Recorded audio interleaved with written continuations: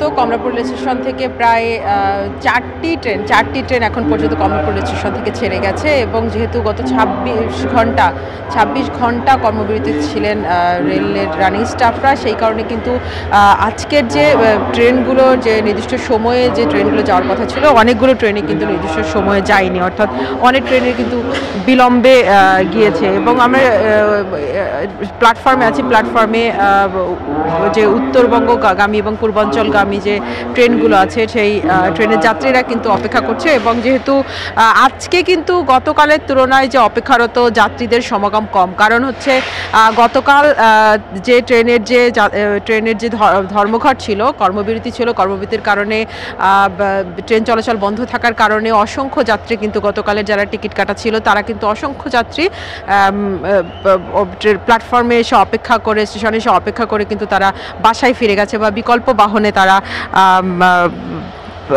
তাদের গন্তব্যস্থলে গেছে। এবং সেই আশঙ্কা থেকে কিন্তু যেহেতু গতকাল রাত পর্যন্ত যখন দফায় দফায় মিটিংয়ের পরও সিদ্ধান্ত হচ্ছিল না যে আসলে রেল শ্রমিকদের, রেলের যে রানিং স্টাফদের যে দাবি দেওয়া, সেই দাবি দেওয়া পূরণের কী হবে, ততক্ষণে কিন্তু আজকের যে টিকিটধারী যাত্রীরা তারা কিন্তু অনেকেই বিকল্প ব্যবস্থা, যাদের দ্রুত, যাদের ইমার্জেন্সি ঢাকার বাইরে যেতে হবে, তারা কিন্তু বিকল্প ব্যবস্থা করে ফেলেছে। এবং আজকে যাদের টিকিট কাটা ছিল তাদের অনেকেই কিন্তু হয়তো বিকল্প বাস বা অন্যান্য মাধ্যমে তারা টিকিট কেটে কিন্তু এই ব্যবস্থাটা করেছিল। এই জন্য গতকালের তুলনায় আজকে কিন্তু কমলাপুর রেল স্টেশনে সকালের যে সময়টাতে ভিড় কিছুটা কম। তবে এই সকাল 10টার পরের যে ট্রেনগুলো আছে এবং সন্ধ্যার পর যে ট্রেনগুলো আছে, সেই ট্রেনগুলোতে যে যাত্রীদের যে আগে থেকে টিকিট কাটা ছিল সেই টিকিটে কিন্তু যাত্রী সমাগম, উপচে পড়া ভিড় হবে এমনটা আশঙ্কা করা যাচ্ছে। এবং যেহেতু 26 ঘন্টার একটা কর্মবিরতি ছিল, ট্রেন সাধারণ মানুষের ব্যাপক ভোগান্তি হয়েছিল, সেই মানুষ কিন্তু গতকালই তারা